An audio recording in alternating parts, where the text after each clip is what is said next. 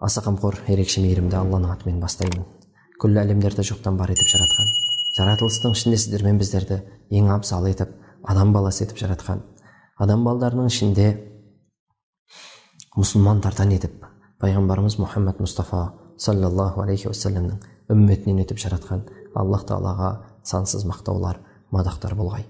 Оның сүйікті елшісі, пайғамбарлардың имамы Мұхаммад Мұстафа саллаллаху алейхи уассалам пайғамбарымызға, ол кісінің отбасына, сахабаларына Алла Тағаланың салауатымен сәлем болсын. Қиямет күніне дейін ізінен ерген сіздер мен біздерге Алла Тағаланың мейірімі болғай. Бүгінгі қозғар тақырыбымыз құлшылықтарға берілетін сыйлар. Бұл кең ауқымдағы тақырып. Алла субханаху ва тағала бізге бұйырған құлшылықтарында құлшынып жасау үшін әрқайсысына ерекше бір сыйлар уәде етті. Негізінде Алла Тағала бұйырған бұйрығын есесіне ештеңе бермесе де, берем деп уәде бермесе де, біз орындауға тиіс едік. Алайда адам баласының табиғаты бала күннен басталып, бір нәрсе берем десең қызыға түсетін, айтқаныңды орындай түсетін адам баласының табиғатын ескере отырып, Алла субханаху ва тағала істеген құлшылықтың өзіне есесін сайын берем деді. Ла илаха иллаллах Мұхаммадур Расулуллах сөзін алып қарайтын болсақ, Алла субханаху ва тағала егер де 7 қабат аспан, дәл сол секілді 7 қабат жердің өзі, ондағы нәрселер, оның ішіндегілер, оның астындағылар, ойлап қараңызшы, қаншама қазба байлықтар бар, қаншама мал мүлік дүниелер бар, тек қана жер мен бірінші аспанның ортасында. Алла Тағала 7 қабат аспанның барлығын біріктіріп отырып, және де жер, ондағы, оның ішіндегі, оның астындағы барлығын біріктіріп, таразының бір шетіне қоятын болса, екінші шетіне ла илаха иллаллах Мұхаммадур Расулуллахны қоятын болса, ол басып түседі дейді. Демек, бізге әу бастан ла илаха иллаллах Мұхаммадур Расулуллах деп қадаматтап исламға кірген сәттен бастап, біз сондай жақсылыққа кенеледі екенбіз. Дүние және оның ішіндегі барлық нәрседен хайырлысы. Діннің негізгі тіректеріне тоқталатын болсақ, екіншісі намаз болатын болса, намаз оқыған адам, бір күнде Алла субханаху ва тағала бізге 5 уақыт намазды бұйырып жатыр. Намаз оқыған адам күнәлардан арылып отырады екен. Пайғамбарымыз саллаллаху алейхи уассалам есіктің алдында, біреудің есігінің алдында су ағып жатса, ол өзенге күніге 5 рет шомылатын болса, денесінде кірі қала ма деді. Сонда сахабалар жоқ десті. Қалайша қалсын оның денесінде дегенде, пайғамбарымыз намазда сондай деді. Күнде 5 уақыт оқыған адам қалайша оның күнәсі қалсын дейді. Яғни күнәдан арылып отырады екенбіз. Ораза ұстаған кезде Алла субханаху ва тағала басқа құлшылықтары пендемнің өзі үшін, ал оразасы мен үшін дейді. Оның сыйын мен беремін дейді. Алла субханаху ва тағала бізге бұйырып, және оның сыйын берем деп отыр.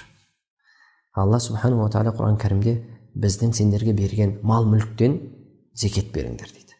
Өзгелер үшін садақа жасаңдар дейді. Қарасаңыз, өзің тауып, содан садақа бер деп жатқан жоқ.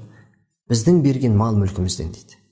Демек, тауып жатқан, маңдай теріммен, өзім еңбегіммен тауып жатырым деген малдың өзін, сол мүліктің өзін Алла Тағала бізге беріп жатыр. Ол бермесе, біз оны иелене алмайтын едік. Демек, содан зекет бер деп жатыр. Зекет бергенде біздің есебіміз бойынша азаят. Алайда Алланың сүйікті елшісі пайғамбарымыз саллаллаху алейхи уассалам зекет бұл малды өндіреді, өсіреді дейді. Бір хадисінде бай болайын десең садақа бер дейді. Біздің есепке алып қарайтын болсақ, азаю керек еді. Ал пайғамбарымыз саллаллаху алейхи уассалам бай болғың келсе садақа бер дейді. Аз-зака сөзінің өзі де бір мағынасы тазарту болатын болса, мал мүлікті тазарту болатын болса, енді бір мағынасы оның өніп өсуін білдіреді. Сол тұста да Алла субханаху ва тағала сол біздің берген бір тиынымызды 10 есеге көбейтемін дейді. 700 есеге дейін көбейтемін дейді. Құран кәрімде Алла субханаху ва тағала. Ал енді кімге қаласам сансыз да көбейтемін дейді. Демек Алла субханаху ва тағала сол тұста да біздің беріп жатқан зекетіміздің өзінде де бізге есесімен қайтарып беретіндігін айтып жатыр. Және де ақыретте сол мал мүлкіміз мойнымызға жылан болып оралмайды, бәлкім амал дәптеріміздің оң жағынан сауап болып жазылады екен. Егер де сол мал мүліктің де хаққысын беретін болсақ, сол мал мүліктің де зекетін беретін болсақ. Ал енді қажылыққа келетін болсақ, Алла субханаху ва тағала бізге қажылықты бұйырды. Ондағы орындалатын іс-әрекеттерді пайғамбарымыздан үйренеміз.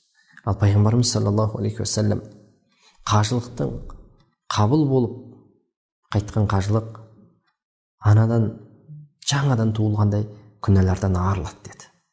Егер бір кісі қажылық жасайтын болса, толығымен ол жердегі көрсетілген іс-әрекеттерді орындап, арсыздықтан, пасықтықтан аулақ болып, ұрыс жанжалдан өзін тыйып, қажылығын өтеп қайтатын болса, оны қабыл болған қажылық деседі.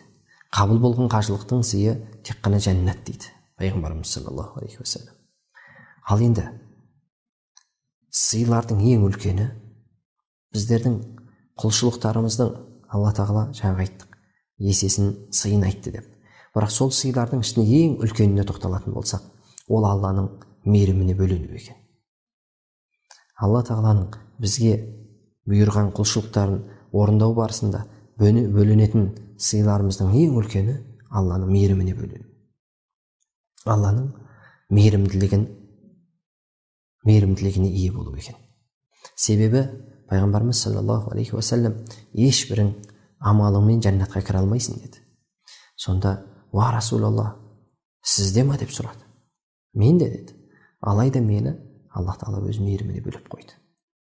Алдын ала, яғни ол кісінің жәннаты екендігі айтылды. Енді қарайтын болсақ, олай болса не үшін құлшылық жасап жүрміз? Егер құлшылығымызбен кіре алмайтын болсақ деген сұрақ туындайды. Оған жауап ретінде ғұламаларымыз пайғамбарымыз саллаллаху алейхи уассаламның тек қана Алланың мейірімімен деген сөзіне сүйене отыра, құлшылық жасаудағы мақсатымыз Алланың мейіріміне бөлену дейді. Себебі адам баласы амалымен кіретін болса, Бану Исраилдан болған бір адам 40 жыл дейді, бір риуаятта 80 жыл дейді. Яғни өмір бойы құлшылық етеді. Тек қана бір Аллаға құлшылық етіп, басқа ешқандай шаруамен айналыспай, тапқанын нәр етіп өзіне қоректеніп, тек құлшылықпен айналысады. Сол адамның мысалын пайғамбарымыз саллаллаху алейхи уассалам бізге түсіндіргенде, қияметтің күні алып келінді дейді. Сөйтіп Аллах тағала: ей пендем, мен сенен ризамын, менің мейіріміммен жәннатқа кір деп айтты дейді. Сонда әлгі адам: я Рабби, мен сенің әділдігіңмен кіргім келеді дейді. Бір риуаятта мен амалыммен кіргім келеді деп айтты дейді.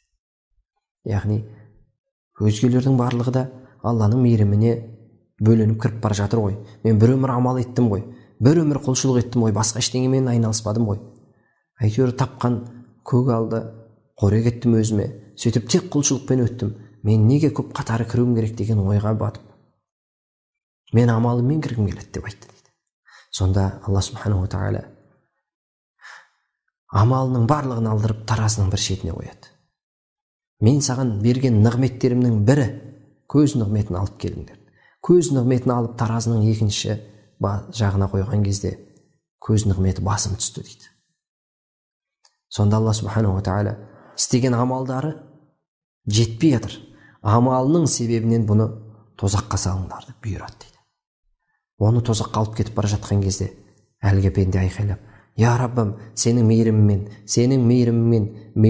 деп жалбарынды дейді.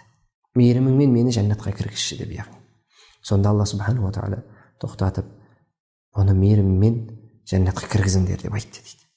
Демек қарап отыратын болсақ, біздің істеп жатқан амалдарымыз да Аллаға құлшылық ету былай тұрсын, Алланың берген нығметтерінің есесін өтеудің өзіне жетпейді екен.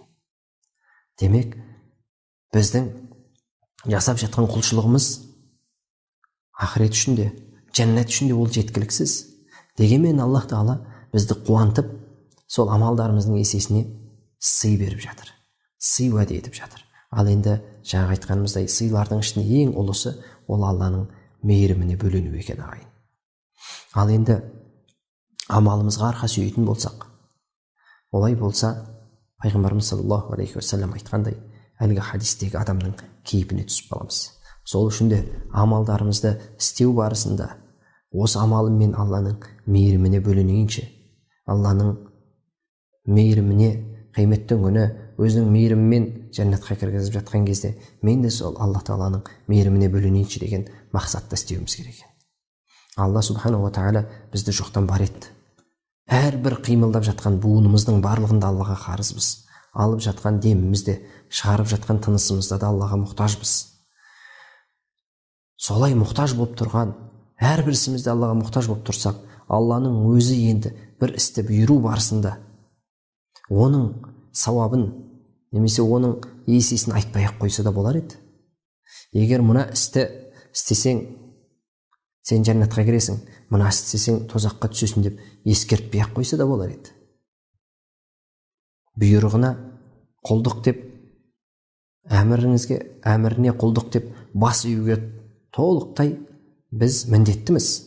Не үшін олай болса Аллах Тағала бізге бұйрық беріп, және де оның есесінің, оның сыйының бар екендігін, ақыретте жәннат бар екендігін айтып жатыр. Себебі адам баласы әлсіз. Шындығында алып қарайтын болсақ, өмірдің өзінде де бір нәрседен қорыққан кезде бізге сол тоқтау болады. Ал бір нәрсеге ұмтылу барысында бізге сол күш, қуат береді. Соған ұмтыламыз, соған жетсек дейміз, сол жолында еңбек етеміз. Сол үшін де Аллах субханаху ва тағала жәннатпен тозақты қойды.